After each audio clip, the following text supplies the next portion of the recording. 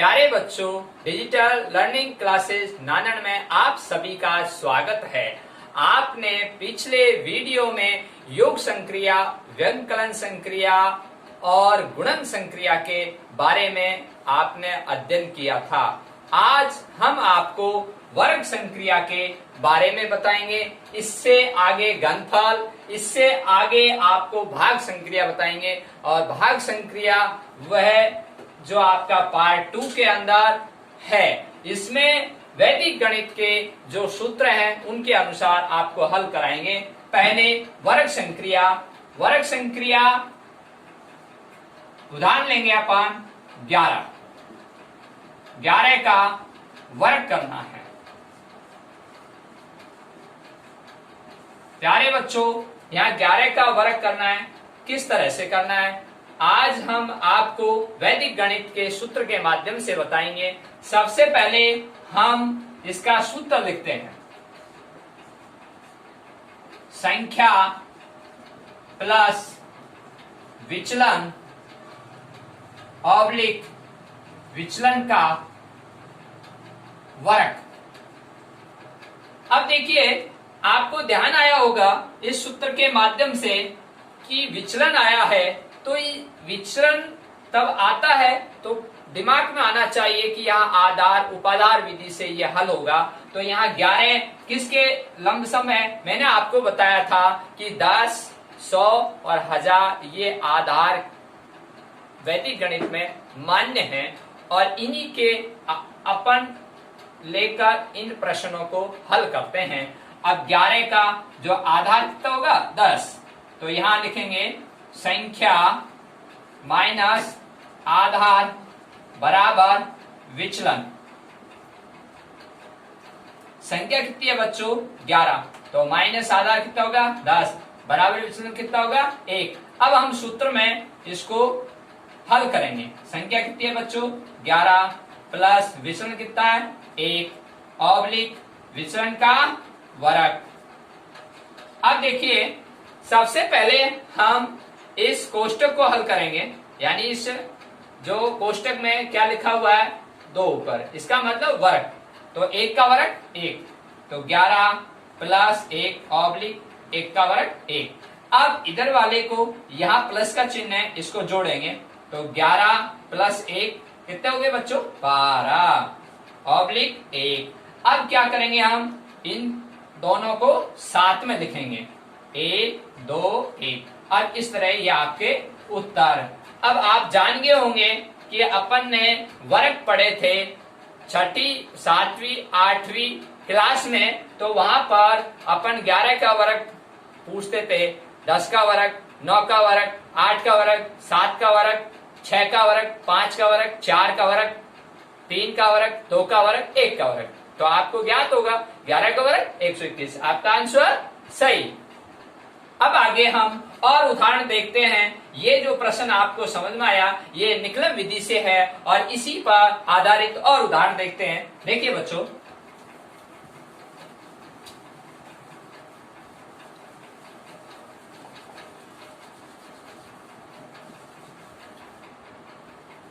मैंने यहां लिखा 98 का वर्ग करना है। तो वही विधि निकलन विधि।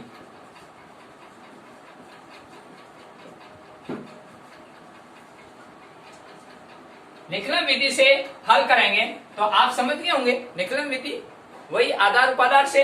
अब ये 98 बच्चों, अब आपको सोचना है कि ये 98 किसके नजदीक है? 10, 100 या 1000? तो 100 के नजदीक। तो आइए पहले सूत्र लिखते हैं। संख्या प्लस विचलन ऑब्लिक विचलन का वर्ग। ठीक है, अब आपके समझ में आया होगा यहाँ विचलन शब्द आया है। तो विचलन शब्द आया है तो कहां से आएगा? आधार लेंगे। आधार लेंगे तभी तो विचलन निकलेगा। तो यहाँ आपको ज्ञात हुआ कि यह 100 के नजदीक है। तो यहाँ लिखेंगे विचलन निकालने का सूत्र, संख्या माइनस आधार बराबर विचलन। तो यहाँ संख्या कितनी है बच्चों? 98 और आधार कितना हो गया? 100 और बराबर विचलन। अब यहाँ बहुत महत्वपूर्ण चीज, जल्दबाजी में बच्चे 2 लिख देते हैं। देखिए बच्चों, यहाँ प्लस के 98 है और माइनस के 100 ज्यादा है, तो किसका चिन्ह आएगा? ये इंपॉर्टेंट चीज है, माइनस का, -02। ठीक है बच्चों, अब इस सूत्र में मान रखेंगे। संख्या कितनी है बच्चों? 98। सूत्र में चिन्ह किसका है बच्चों? प्लस का। अब विचलन, अब यहाँ आपने विचलन लिखा है, ये -02 है। तो ऐसी कंडीशन में क्या करना है, ध्यान रखना, यहाँ कोष्टक लगाना और -02 और ये ऑब्लिक। ठीक है बच्चों, अब आगे विचलन, तो वापस वही कोष्टक में -02 का वर्ग। अब देखिए बच्चों, इसको हल करने, सबसे पहले इसको हल करेंगे, तो यहाँ 98 प्लस -02 ऑब्लिक, इसको वर्ग किया, तो वर्ग करते हैं 2 गुणा 2, 2 का वर्ग 4, तो यहाँ 4 आया। ठीक है, अब यहाँ माइनस वाला आपको ज्ञात है कि माइनस गुणा माइनस करने पर प्लस होता है, प्लस गुणा प्लस करने पर प्लस होता है, माइनस गुणा प्लस करने पर माइनस आता है, प्लस गुणा माइनस करने पर माइनस आता है। तो हमको ज्ञात हुआ कि माइनस गुणा माइनस, क्यों? क्योंकि वर्ग हो रहा है ना, तो माइनस गुणा माइनस हो रहा, तो इसलिए यहाँ प्लस हो गया। तो ये क्या हो गया बच्चों? 0,4। अब इधर वाले को हल करते हैं, पहले कोष्टक हल होता है। तो देखिए बच्चों, बाहर क्या है? प्लस है, इस कोष्टक को मैं हल करूंगा तो प्लस माइनस हल होगा, तो प्लस माइनस हल होगा, तो 98 अब प्लस माइनस हल होगा, मैंने अभी बताया आपको। तो यहाँ कोष्टक लगा हुआ है तो गुणा है, तो प्लस माइनस गुणा होके क्या हो गया? -02/04। अब देखो बच्चों, 98 में ये 2 घटेंगे, तो 98 में 2 गए तो कितने बचे बच्चों? 96, और यहाँ कितने आ गए? 0,4। अब इनको दोनों को साथ में लिखना है। अब इन दोनों को साथ में लिखेंगे तो मैं यहां लिख देता हूं 9604, और ये आपके आंसर। अब देखिए बच्चों, बहुत इंपॉर्टेंट बात, जब यहां आधार में शून्य कितनी है बच्चों? 2, तो यहां संख्या कितनी आनी चाहिए? 2। ये ध्यान रखने की, आपने उसमें जो 11 का वर्ग किया था उसमें आधार में 1 ही शून्य थी, तो वहां पे 1 ही डिजिट आया था ना। तो ठीक इसी प्रकार से अब यहाँ आधार में 2 शून्य है, तो 2 डिजिट आए, तो आपका सही आंसर निकलेगा। और उदाहरण देखते हैं बच्चों, आइए। यहां आपने अभी देखा 11 का वर्ग, 98 का वर्ग, अब हम देखते हैं 54 का वर्ग। 54 का वर्ग, अब देखो बच्चों, इसको कैसे करते हैं। यहां ना तो ये 10 के नजदीक है, ना ये 100 के नजदीक है, तो अब इस स्थिति में क्या होता है? देखिए, यहाँ आपने जब निकलम विधि में पढ़ते हैं आधार उपाधार विधि, तो वहां उपाधार का मतलब क्या है, वह चीज अब आपको समझ में आनी चाहिए। देखिए, यहाँ आपको 54 है, तो यह अपन 10, 20, 30, 40, 50, तो ये जो 50 आया है तो 5 अंक पे आया है। ठीक है, तो यहां देखिए अपन 10 आधार दिया आपने, ठीक है, उपाधार अंक कितना हुआ बच्चों? 5 आया था। अब उपाधार हो गया इसका बच्चों 50। कैसे हुआ? आधार कितना दिया? 10, उपाधार अंक कितना हुआ बच्चों? 5, और 10 गुणा 5 किया 50, ये उपाधार हो गया। अब इसका सूत्र लिखेंगे। सबसे पहले उपाधार अंक आता है, फिर यहां कोष्टक लगाते हैं, फिर यहां लिखते हैं संख्या प्लस विचलन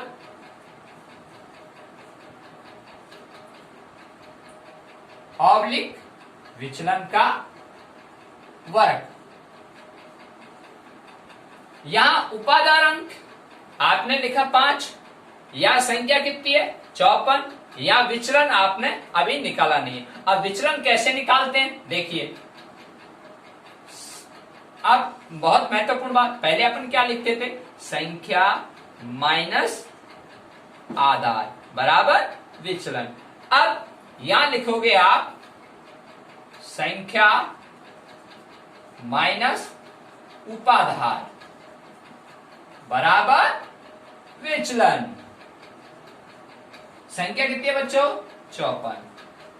उपाधार कितना हुआ बच्चों? 50। तो विचलन कितना आ गया बच्चों? 4। अब देखिए यहां इस सूत्र के आधार पर आपको संख्या जमानी है, तो यहां उपादान अंक कितना लिखा हुआ बच्चों? 5।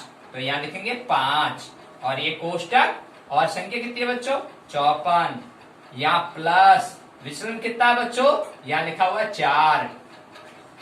यहां कोष्टक, ये ऑब्लिक, और विचलन कितना है बच्चों? 4 का वर्ग। अब देखिए यहां महत्वपूर्ण बात यह है कि सबसे पहले कोष्टक हल होता है, तो हम इधर से हल करते हैं। तो ये वाला कोष्टक में क्या है? वर्ग है, तो इसको हल कर लेते हैं। तो 5 कोष्टक 54 प्लस 4 कोष्टक ऑब्लिक 4 का वर्ग किया बच्चों 16। ठीक है। अब यहां 54 और 4 ये कोष्टक हल होगा, ये हो गया, ये करना है। 54 और 4 जोड़ा कितना हुए बच्चों? 58। इसके अंदर क्या था? जोड़ का चिन्ह, तो आपने जोड़ा, ये आ गया। अब आपका कोष्टक हटाना है, तो हटाने के लिए अपन यहाँ जो बाहर संख्या होती है वो हमेशा क्या होती है? गुणा। तो या तो आप गुणा का चिन्ह लगाइए, अगर गुणा का चिन्ह नहीं लगाते हैं तो कोष्टक लगाइए। इसका मतलब क्या है? ये गुणा होगा। तो अब हम गुणा करेंगे, तो यहां गुणा करेंगे इससे, तो 5 को 8 से, 5 × 40 और 4 पचम 25 और 4 29, 290 ऑब्लिक 16। अब बच्चों महत्वपूर्ण बात यह है इसमें, देखिए यहां मैंने आपको कहा था कि आधार में कितनी शून्य है? 1। तो यहां डिजिट भी 1 ही आएगा, ये महत्वपूर्ण बात है। अगर आधार में यहां 2 शून्य होती तो 2 डिजिट आते, यहां आधार में 1 शून्य है तो 1 ही डिजिट आएगा। तो अगला डिजिट कहां जाए? अगला डिजिट बच्चों इसमें जुड़ता है, देखिए इस तरह से 290 ऑब्लिक, और ये हल्का सा नीचे 1 लिखेंगे और यहाँ 6, इसका मतलब ये इसमें जुड़ेगा। तो यहाँ हो गया 2 9 1 और ये 6। अब इन दोनों को साथ में लिखना है, 2 9 1 6, और ये आपका आंसर। अब हम अगला उदाहरण देखते हैं। देखिए बच्चों अभी आपने वर्ग पढ़े थे, अब हम घन पढ़ेंगे, लेकिन वैदिक गणित में घनफल कहते हैं। उस घनफल का सूत्र वैदिक गणित में क्या है, पहले सूत्र आना चाहिए, फिर अपन घनफल ज्ञात कर सकते हैं। जैसे मैं आपको फॉर एग्जांपल देता हूं,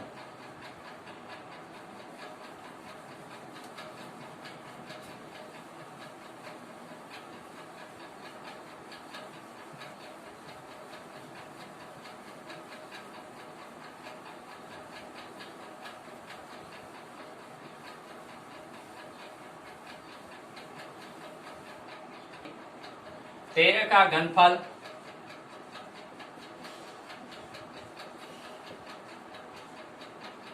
ज्ञात करो। सबसे पहले हम सूत्र लिखते हैं,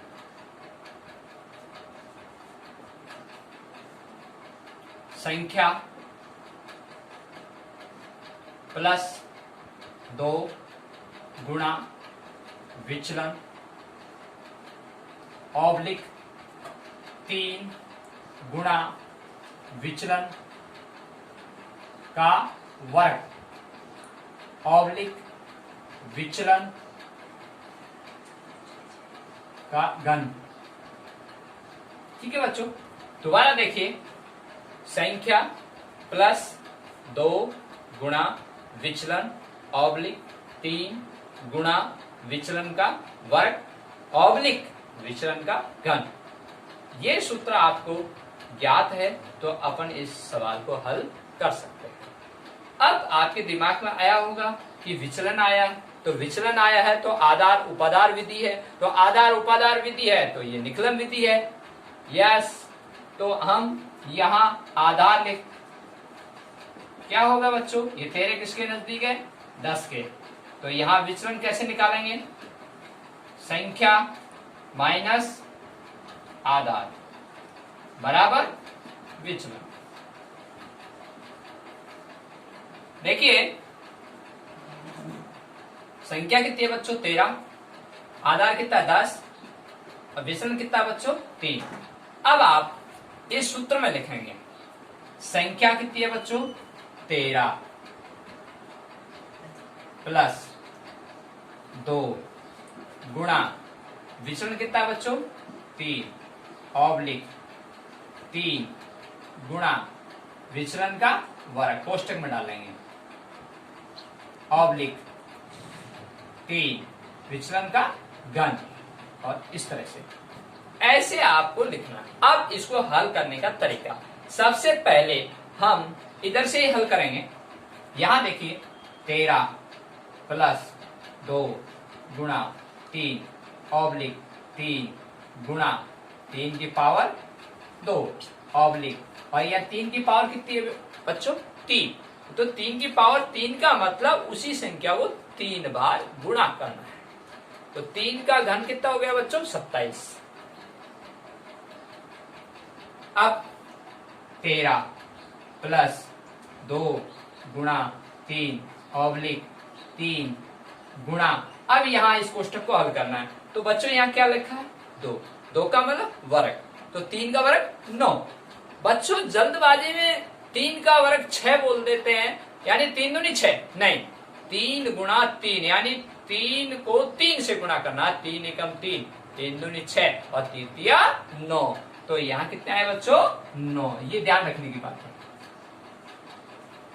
अब देखिए, अब ये गुणा है, ये भी गुणा है, और यहाँ प्लस का चिन्ह है। बहुत इंपॉर्टेंट बात, बोर्ड मास का जब अपन नियम पढ़ते हैं तो सबसे पहले बी का मतलब ब्रैकेट, ओ का मतलब का, डी का मतलब डिवीजन, एम का मतलब मल्टीप्लाई, ए का मतलब एडिशन, एस का मतलब सब्ट्रैक्ट, लास्ट में क्या हुई बाकी। यहां देखिए, तो यहाँ ब्रैकेट हो गए अपन, उसके बाद में काके की, उसके बाद में डिवीजन भाग, उसके बाद में गुणा। अब भाग नहीं है इसमें, तो डिवीजन के बाद में क्या है गुणा, मल्टीप्लाई, तो यहाँ गुणा करना है। तो यहाँ देखिए 13 प्लस, तो ये 3 गुणा 2 किया कितना है बच्चों 6, ये ऑब्लिक 3 गुणा 9 किया कितना है बच्चों 27 ऑब्लिक 27। ठीक है बच्चों, अब यहाँ 13 प्लस 6 मल्टीप्लाई हो गया, इसके बाद एडिशन, अब जोड़ होगा। 13 प्लस 6 कितने हो गए बच्चों 19 ऑब्लिक 27 ऑब्लिक 27। ठीक है बच्चों, अब वही बात आ गई जो आपने पिछले प्रश्नों में देखा था। यहाँ आधार में शून्य कितनी है बच्चों 1, तो यहाँ भी संख्या कितनी आनी चाहिए 1, तो आगे वाली संख्या कहाँ जाएगी, आगे जुड़ेगी। तो यहाँ देखिए ये संख्या इसमें जुड़ेगी, और इसमें जुड़ के जो संख्या प्राप्त होगी वो आगे जुड़ेगी। ठीक है बच्चों, अब देखते हैं, यहाँ 19, यहाँ कितने हो गए बच्चों 2 इसमें जुड़ गए 29, और यहाँ कितने रह गए लास्ट वाली संख्या डिजिट 7, और ये आगे यहाँ जुड़ गई। यहाँ जुड़ते ही यहाँ देखिए 19 और 2 जोड़ा तो कितने हो गए बच्चों 21, और यहाँ लास्ट वाली डिजिट 9, यहाँ की लास्ट वाली डिजिट 7। अब बच्चों इनको साथ में लिखना है, 2 1 9 7, और हमारा उत्तर हुआ 2197।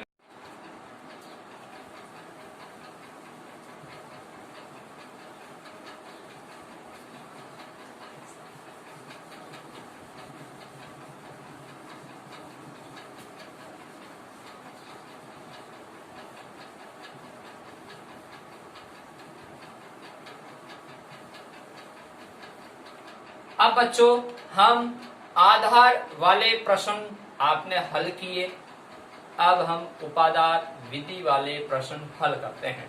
आइए मैं यहाँ 13 की जगह 23 लिखता हूँ। 23 का घनफल ज्ञात करो। अब बच्चों आपके दिमाग में आया होगा कि यहाँ 10 का आपने आधार लिया, लेकिन विचलन आपसे निकल नहीं रहा, तो वहां उपादान अंक होगा, तो उपादान अंक होगा तो उसका सूत्र अलग होगा। अब आइए उसको देखते हैं।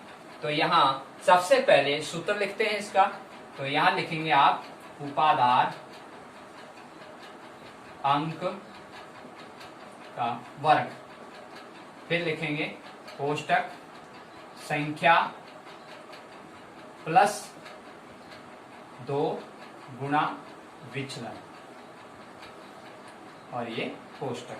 फिर आगे लगाएंगे आप ऑब्लिक, ऑब्लिक के बाद लिखेंगे उपादार अंक, यहां 3 गुणा विचलन का वर्ग ऑब्लिक विचलन का घन। अब हम इस संख्या को इस सूत्र में रखते हैं। सूत्र में रखने से पहले आपको यहां आधार लिखना है। आधार बच्चों कितना आया 10, यहां लिखना है उपाधार अंक, कितना आया बच्चों ये 23 है, तो 10 20, तो 2 से गुणा करेंगे तो 10 दूनी 20, तो यहाँ उपादार अंक कितना हुआ बच्चों 2। अब यहाँ उपादार कितना हो गया बच्चों 20, कैसे हुआ 10 गुना 2 बराबर 20। अब आपको क्या निकालना है बच्चों विचलन, क्योंकि यहाँ लिखा हुआ है, तो विचलन कैसे निकालते हैं, संख्या माइनस उपादान बराबर विचलन। यहां संख्या कितनी है बच्चों 23, उपादार कितना है बच्चों 20, तो यहां बच्चों विचलन कितना आ गया 3। अब आपका सवाल एकदम सही होगा। आप इस विधि से हल करेंगे तो आपको कोई परेशानी नहीं आएगी, जल्दबाजी नहीं करनी। सबसे पहले ऐसे प्रश्नों में सूत्र लिखना चाहिए, सूत्र लिखने के बाद में उसका आधार उपादार अंक, फिर उपादार, फिर विचलन, और फिर इस सूत्र में मान रखना। आइए देखते हैं उपादार अंक 2, ऊपर क्या है सूत्र में 2 की पावर है, आगे संख्या कितनी है बच्चों 23 प्लस 2 गुणा विचलन 3 कोष्टक ऑब्लिक उपादार अंक, ये उपादार अंक 2। यहां बच्चों देखिए यहां उपादार अंक और आगे लिखा हुआ 3, इसका मतलब यहां कोई चिन्ह नहीं है, तो वहां गुणा का चिन्ह है, तो यहां गुणा 3 और आगे भी गुणा और विचलन का वर्ग, तो विचलन कितना है 3 का वर्ग। अब आगे ऑब्लिक और विचलन का घन, तो विचलन कितना है बच्चों 3 और उसका घन। अब हम लास्ट से शुरू करते हैं। देखिए सबसे पहले इसको लिखेंगे कोष्टक 23 प्लस 2 गुणा 3 कोष्टक ऑब्लिक 2 गुणा 3 गुणा 3 की पावर 2, और ये ऑब्लिक के बाहर क्या था घन, तो यानी 3 का घन, 3 को 3 बार गुणा करना है, 3 एकम 3, 3 दूनी 6, तृतीया 9, तो 3 का घन कितना हो गया 3 का घन 27, 3 का घन 27, कैसे 3 गुणा 3 करना है 9 को फिर 3 से गुणा करना है, कितना है बच्चों 27, ऐसे 27। अब देखिए यहां यह हल हो गया, इसके बाद में यह हल करना है, यहाँ 23 प्लस 2 गुणा 3 ऑब्लिक 2 गुणा 3। अब यहाँ ये कोष्टक में है, यहाँ गुणा है, तो यहाँ 3 की पावर कितनी लगी हुई है 2, यानी 3 का वर्ग करना है, तो यहाँ 3 का वर्ग 3 गुणा 3, 3 एकम 3, 3 दूनी 6, ऐसे करते हैं बच्चे, नहीं 3 गुणा 3 होगा, तो 3 को 3 बार बोलना है, तो कितना हो गया बच्चों 9 ऑब्लिक 27। अब देखिए ये कोष्टक रह गया, ये पूरा का पूरा गुणा है, इस कोष्टक को हल करते हैं। यहाँ सबसे पहले बच्चों गुणा हल होता है और यहाँ प्लस का चिन्ह है, तो पहले गुणा होगा, तो 3 गुणा 2 करेंगे तो यहाँ 23 प्लस 3 गुणा 2 करेंगे तो कितना आ गया 6, ये ऑब्लिक 2 गुणा 3 गुणा 9, तो यहाँ 9 3 27, 27 दूनी 54 ऑब्लिक 27। अब देखिए बच्चों, सबसे पहले ये कोष्टक है और ये भी कोष्टक है, तो इसमें ये जोड़ है और ये वर्ग है, तो पहले जोड़ हल होगा या ये हल कर लो, कोई सही हल कर लो, और फिर बीच में किसका चिन्ह है, गुणा का, क्योंकि जहां कोई चिन्ह नहीं होता है, कोष्टक लगे होते हैं तो वहां गुणा ही होता है। तो आप 2 की पावर कितनी है 2, यानी कि 2 का वर्ग 4, और ये कोष्टक इट मीन्स ये गुणा है, तो यहाँ 23 और 6 कितने हो गए 29, और ये ऑब्लिक ये 54 और ये ऑब्लिक ये 27। अब देखिए यहाँ ये आपने हल हो गया, ये हल हो गया, यहाँ ये लिख दिया, ये यहाँ ये लिख दिया, इसको आपने जोड़ा है और जोड़कर आपने इसका वर्ग किया है, ये 4 हो गया, तो इसका ये गुणा, और यहां मैं लिखता हूं तो 9 चौकू 36, असल की 3, 4 दूनी 8, 8 और 3 11, यहाँ ऑब्लिक, इसका जो आपने गुणा किया वो कितना आ गया 116, यहाँ 54, यहाँ 27। अब बच्चों आपने इस तरह से आपको प्राप्त हुआ।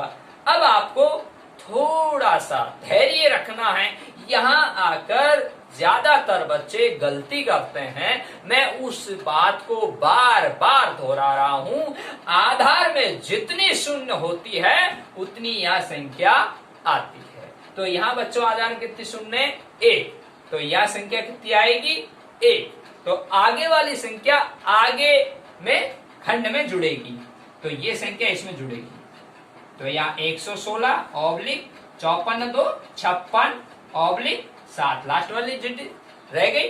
अब आगे वाली संख्या इसमें जुड़ जाएगी, तो 116 में 5 जुड़ गए, कितने हो गए बच्चों 121, और यहाँ ऑब्लिक 6, लास्ट वाली डिजिट रह गई 6, और इसकी लास्ट वाली डिजिट 7। अब बच्चों इन तीनों को साथ में लिखना, क्योंकि आगे अब संख्या नहीं रही, तो ये मत सोचना सर ये आगे कहां जोड़े, आगे अब संख्या नहीं है, अब ये लास्ट है, तो यहाँ अब इनको तीनों को एक साथ लिखना, 1 2 1 6 7, और ये आपके उत्तर।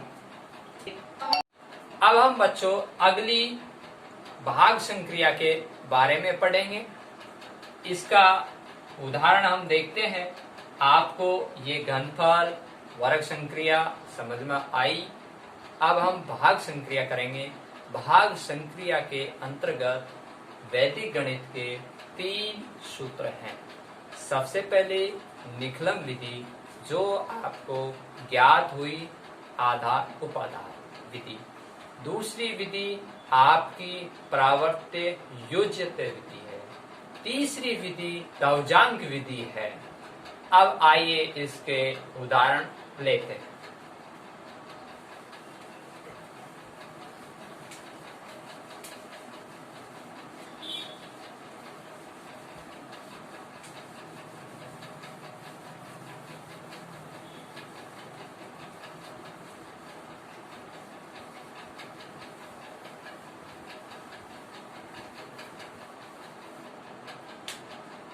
यहां देखिए बच्चों 311 भाग 8 भाग संक्रिया के अंतर्गत 311 भाग 8 किस विधि से, निखलम विधि से।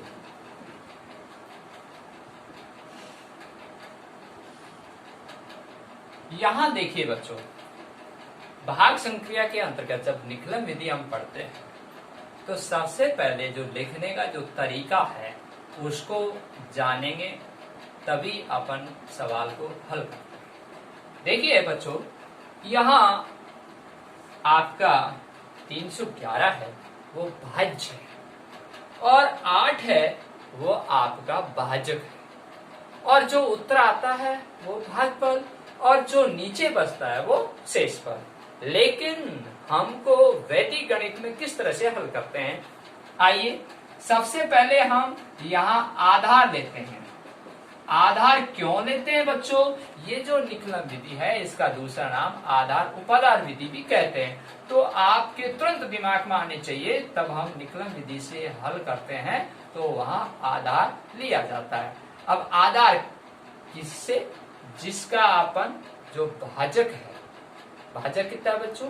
8। और 8 किसके नजदीक है बच्चों? 10। मैंने आपको 3 बताए थे, 10, 100, 1000, यही आपके आधार हैं।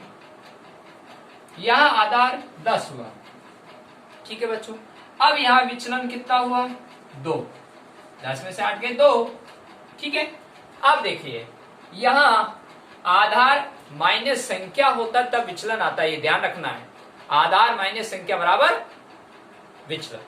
यहां देखिए 311 भाग 8 निकलन विधि से हम हल कर रहे हैं। तो मैंने ये कहा था कि लिखने का जो तरीका है वो समझेंगे।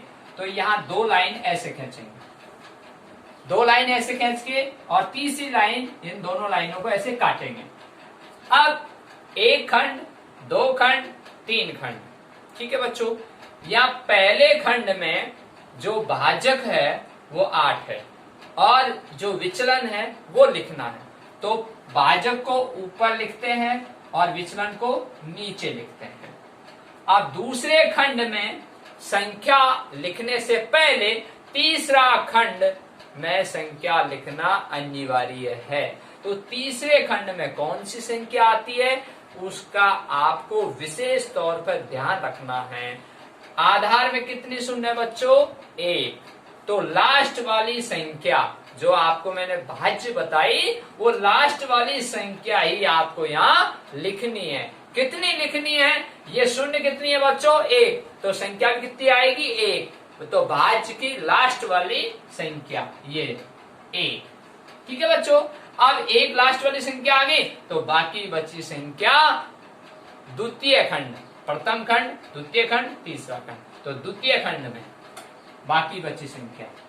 अब देखिए बच्चों यहां आपको सीधा तीर का निशान लगाना है और तीर का निशान लगाने का मतलब ये 3 यहाँ डायरेक्ट लिखा जाएगा। अब यहाँ 3 ये लिखते तो ये 3 ये 2 से गुणा होता है तो 3 दूनी 6। तो यहाँ 6 को हम इसमें जोड़ेंगे, 6 और 1 7। अब वापिस वही प्रक्रिया जो आपने पहले की थी, 3 गुणा 2, फिर वही प्रक्रिया 7 गुणा 2 करेंगे तो 7 दूनी 14। अब ये आगे यहाँ संख्या नहीं रही तो आगे वाली संख्या के नीचे लिखना है। 14 लिख दिया बच्चों। अब ये 14 और 1 वापिस वही प्रक्रिया 15 हो गए, जैसे आपने यहाँ जोड़े थे ये जोड़े थे और सेम प्रक्रिया यहाँ होती है। अब बच्चों यहाँ बहुत महत्वपूर्ण बात यह है, जब आप भाजक का भाग भाज्य में देते हैं, जब भाज्य बड़ा होता है तो भाग जाता है। यहाँ देखिए भाजक से भाज्य बड़ा है, 15 है ना, तो भाग जाएगा कि नहीं जाएगा? तो कितनी बार जाएगा?